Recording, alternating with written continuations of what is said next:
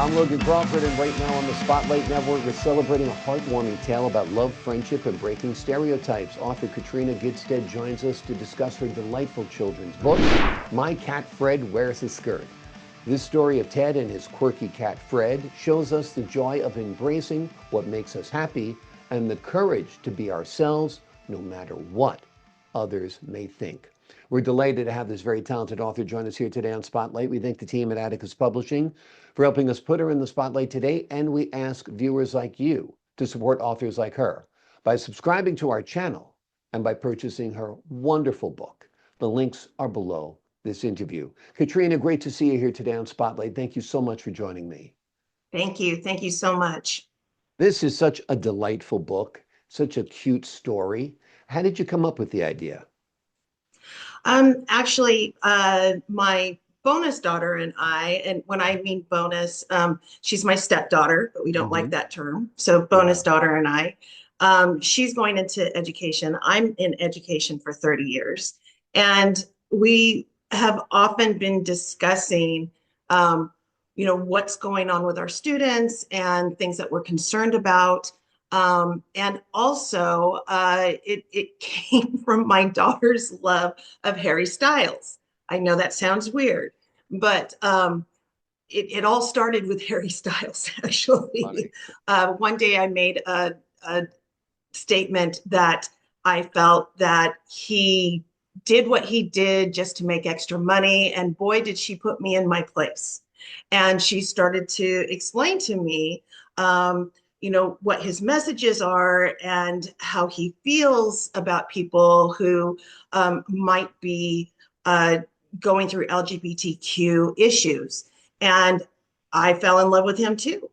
And then we just started discussing about how is this influencing our younger children and what are they up against. And we decided at that moment, we should write a book together. This would be good. We're reading these books all the time, but we are very limited with books of diversity. So, what a great opportunity for her and I to share something together and possibly create something that might help others. So that's where it all started, and we got to it. It took a little bit. We didn't realize that writing a children's book is actually a tad bit more demanding than I think we both thought. Having to think about, okay, so who's the main character who's going to wear a skirt?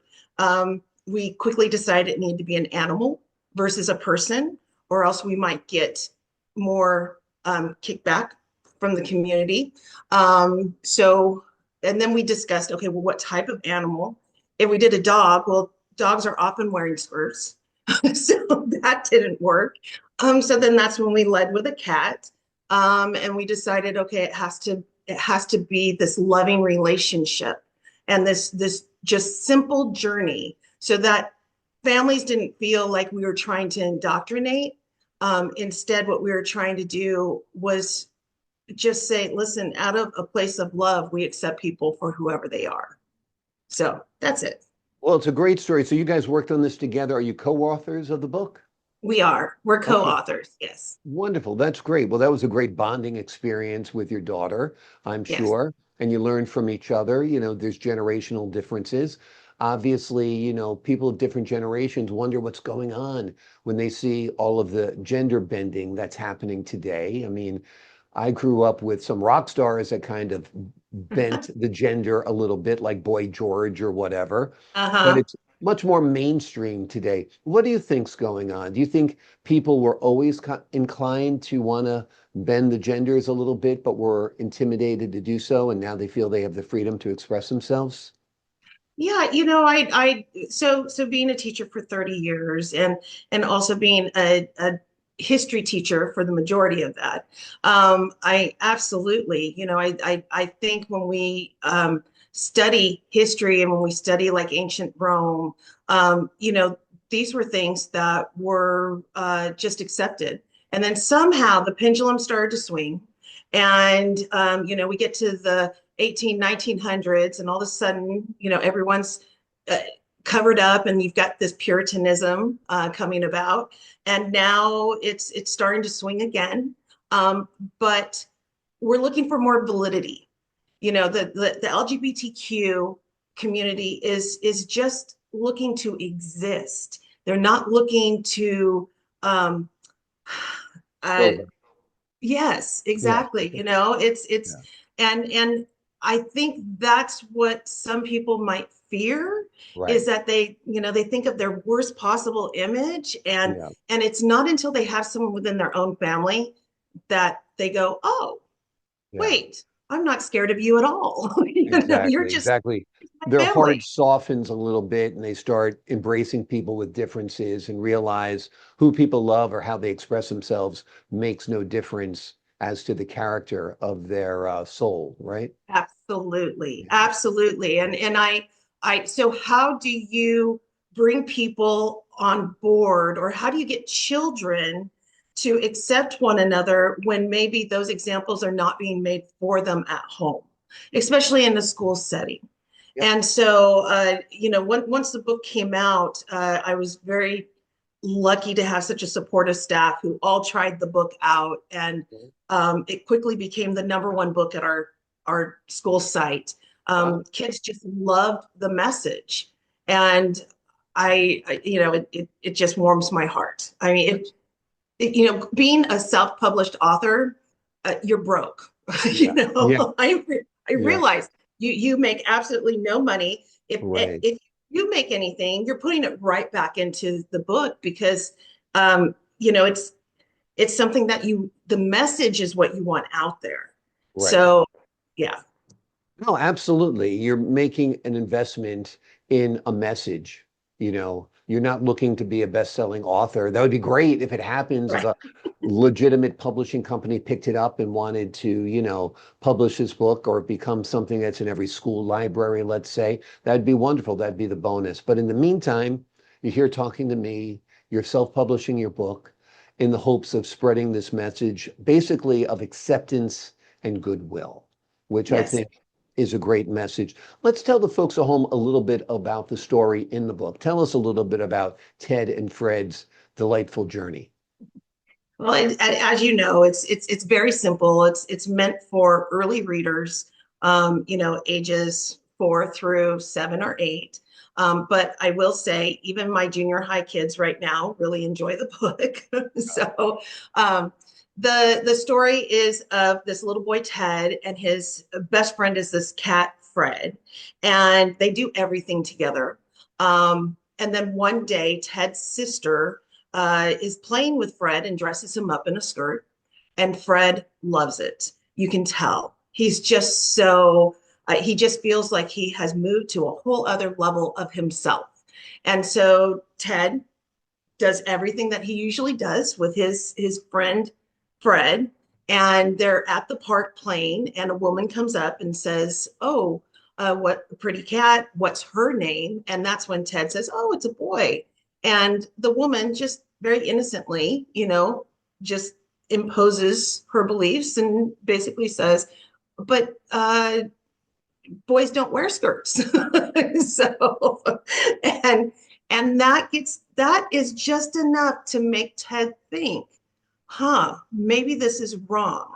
Even though my cat's happy, um, this, you know, she said that, so it must be a wrong thing. And so he takes the skirt off his friend Fred, and Fred is obviously not so happy. And that really concerns Ted. It becomes then about uh, Fred's happiness. And so Ted realizes if he puts the skirt back on Fred, then Fred's going to be happy again, and they're going to have their relationship again, and it's going to be great. And so he does, and he learns how, you know, happiness with his best friend, you know, outweighs anything else that anyone could think or say. So pretty simple. Um, Really not trying to indoctrinate anything other than, let's be nice to one another. Let's make each other happy Right. with whatever that means. And if Fred's wearing a skirt, who does it harm? Right? Right. Yeah, Exactly. exactly. That's great. Now, you've been writing children's books for a while? Well, I'm in education. So, and I've taught grades first through 10. And, whenever there's some slow time in a day, or if I was ever taking a college class and I wasn't paying attention to well, I would start writing stories. And so, yes, I've written several stories, but this was the very first time that I truly had intent to put it out there. So this is my first one that's actually published. Actually published. Okay, wonderful. Have you envisioned this as like an animated feature or something like that? A You short know, film or? it has been suggested Mhm. to me.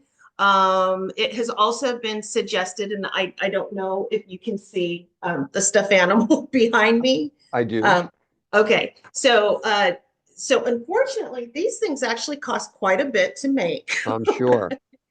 I'm sure. So, but But if we then mass produce it, then it'd be a different story, right? Yeah. right, but then you also have you need a lot more money to mass produce. Right, So, exactly. um, So you got to get know, the demand up and then you can mass produce it. I mean, and the same right. thing's true, I guess, with a film or a animated series. You put the idea out there.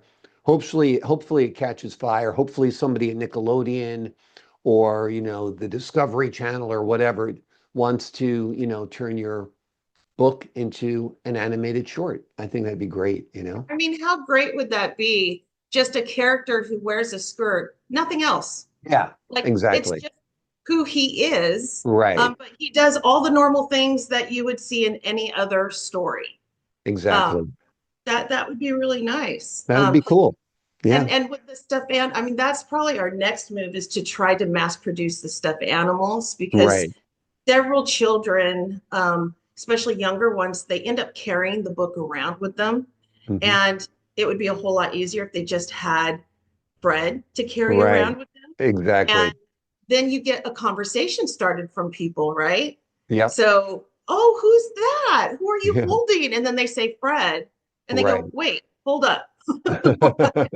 Exactly. So And if that's the somebody hope. pushes back too hard, you can say it's a kilt, right? Right. I'm teasing, Exactly. but that goes to show you that men have worn skirts in some shape or form for centuries and still do in Scotland. It's not unusual. So, Well, and what look at the robes that the Pope wears. And, so yeah. I was Anyway. educated by a lot of Catholic priests who wore long black dresses. They called them cassocks.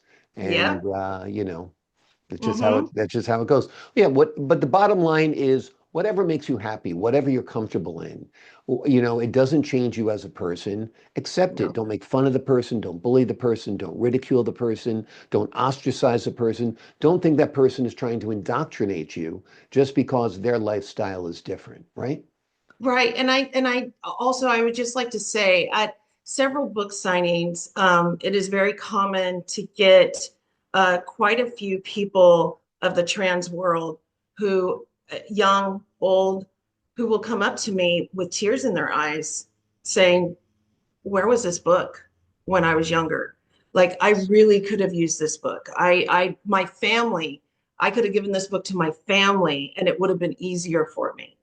Um, that breaks my heart. That's Yeah. hard to hear. Absolutely. Well, that kind of gives my marketing brain going that you should probably get in touch with a lot of the LGBTQ groups nationwide and let them know that book is out there and it will help people because a lot of people do struggle. It's not an easy road to take to be trans.